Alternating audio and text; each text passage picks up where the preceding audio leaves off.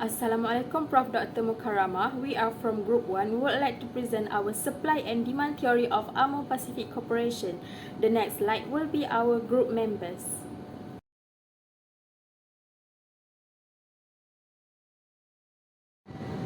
Before we go into the details, I would like to briefly explain what is Amorepacific Corporation.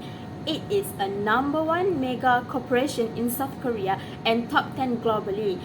It was founded in 1945 and houses more than 30 brands ranging from cosmetics to drinks. It focuses on innovation to spread beauty all around the world. As of 2021, it has more than 7,000 employees in South Korea and 4,000 others in other continents. Alright, these are the categories for their brands. As you can see in the slide, there are 9 in total.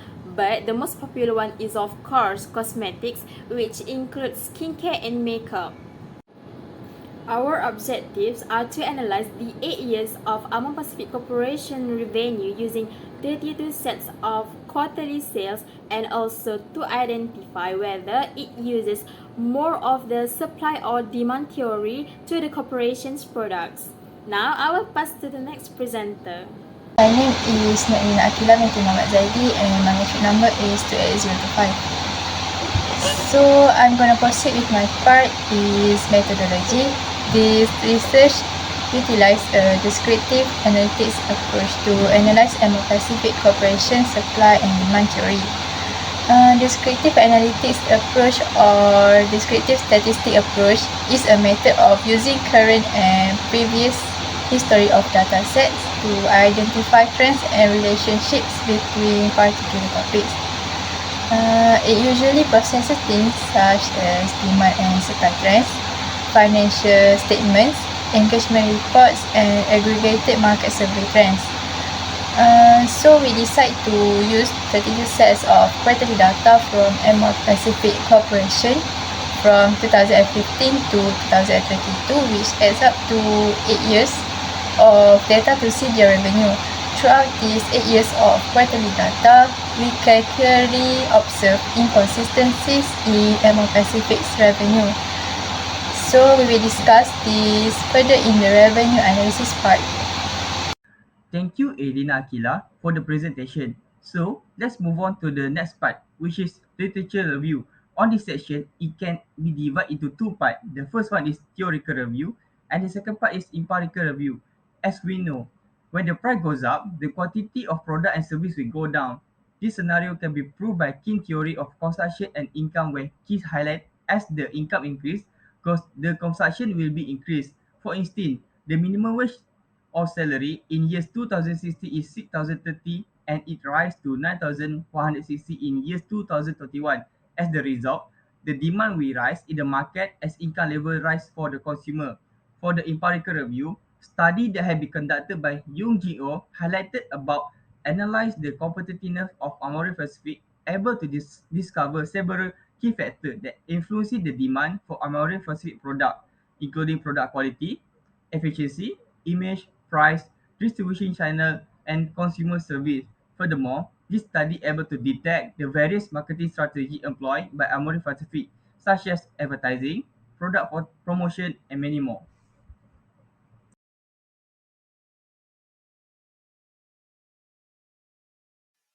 The quality analysis of Amorepacific revenue from 2015 to 2022 is consisted of 32 sets of data throughout the 8 years of time.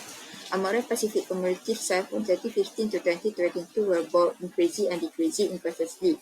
In 2015, Amorepacific sales were 667.60 billion won and it increased to 5.40 billion won in 2016.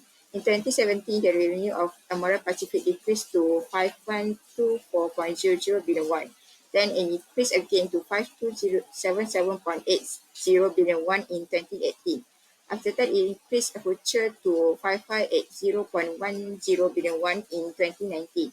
Meanwhile, in 2020, the sales of Amorepacific decreased to 4432.20 billion won, but it increased again to 5863.20 billion won in 2021.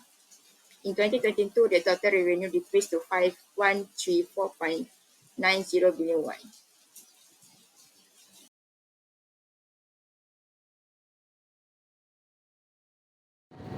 Alright, back to me again. Now I will explain the first supply theory of Amorepacific Corporation.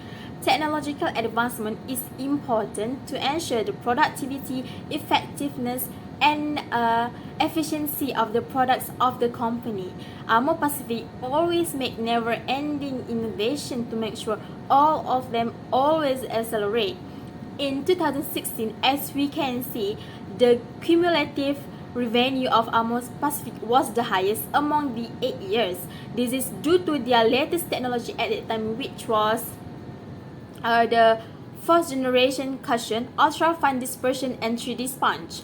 This technology specifically enhances the effectiveness of makeup spread with 30% smaller particles. Since the efficiency and productivity of the cushion skyrocketed, Amorepacific increased their supply of the cushion and everything was sold out. So we can see the curve whereby at constant price, when technology increased, the supply also increased. So that's all from me. Next, I will pass to the next person. Assalamualaikum and greeting to Prof. Dr. Mukaramah. My name Muhammad Syamil bin Jubri and my MIT number is 291860. So, I will continue with the next determinant factor of product supply. As we can see that Amorepacific Group has employed more than 6.6 thousand workers in South Korea. It has shown that labor force cost is one of the most crucial components in input product. So, during 2016, there is minimum wage policy in South Korea that started from 6,030 won and rise up to 9,160 in years 2022. This action has affected the firm in production cost where they need to cover more in production cost. So for the figure below, we can see that decrease in supply from SO to S1, which is the movement of supply curve to the left. That's all for me, and I will pass to the next presenter. Thank you.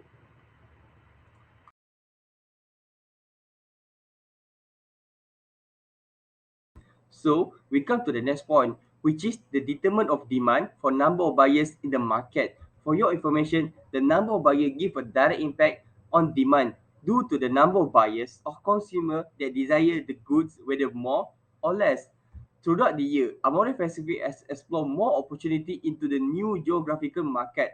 For example, penetration into the Asian region, such as Singapore, Thailand, Indonesia, and Malaysia, have offered a new opportunity for them to able increase their demand for their product by entering into new market. These changes can be seen to the changes of demand curve that move to the right that show the increase in demand curve.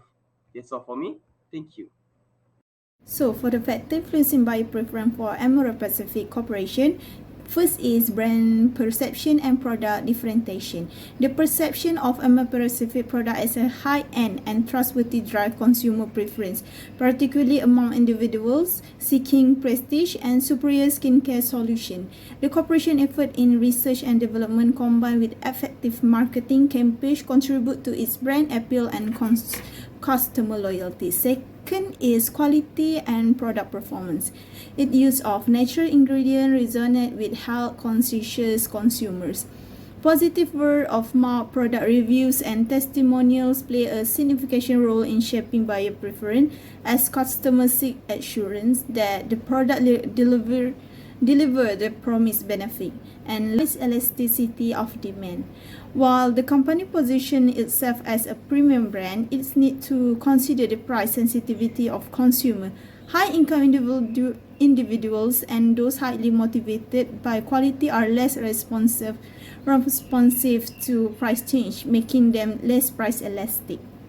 Next is consumer behavior and cultural factors shaped by preference for Amorepacific product is cultural norms, societal trends, and beauty standards vary across regions and countries. Amorepacific's ability to adapt its marketing strategies to cater the diverse consumer preference and cultural sensitivity is crucial for its success. By understanding the demographic, psychographic, lifestyle, choice, and target consumer, And lastly, the availability and accessibility of Amorepacific products significantly influenced by preference and intensive retail network and user-friendly online platform contribute to convenience and accessibility, attracting buyers who prioritize convenience and prefer multiple shopping options. In conclusion, Amore-Pacific Corporation sustained firmly grounded in their deep understanding of consumer preference and excellent application of microeconomic strategies. Their commitment to innovation, product differentiation, and quality has earned them a reputation as premium cosmetic brand. By focusing on natural ingredients and proof results, they have won consumer trust and loyalty, effectively adapting to diverse cultural norms and beauty standards across regions. Thus, their smart management of distribution channel boosts accessibility and convenience for consumers, expanding their reach both online and offline. To remain competitive, they must stay innovative, uphold their high-quality product, and maintain brand reputation. In this ever-evolving industry, Amore Pacific's strength lies in their ability to anticipate and respond to consumer needs, setting them as a leader in this beauty and cosmetic world. That's all for me. Thank you.